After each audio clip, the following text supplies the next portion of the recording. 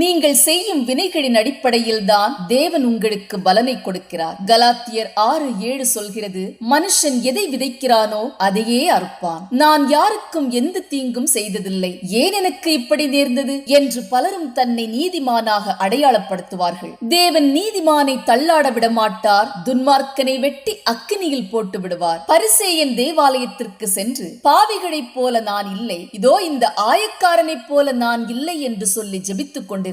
ஆயக்காரன் தூரத்திலே நின்று தன் கண்களை வானத்துக்கு நேராக ஏறெடுத்து பார்த்து, தேவனே, பாவியாகிய என் மேல் இரக்கமாயிரும் என கதறி அழுதான். ஆயக்காரன் நீதிமானாகிவிட்டான், பரிசேயன் துன்மார்க்கனாகிவிட்டான். நல்லவர்களுக்கு சோதனைகள் வந்து கொண்டே இருக்கும் என்று முட்டாள்தனமாக நினைத்துக் கொண்டிருக்காதீர்கள். நான் இப்படி மற்றவர்களுக்கு செய்ததால் இப்படி எனக்கு நேர்ந்தது என சொல்லி பழகுங்கள். இக்கட்டில் இருக்கும் நீதிமானை தேவன் கண்டிப்பாக விடுவிப்பார் என்று வேதம் நமக்கு போதிக்கிறது. ஆமென்.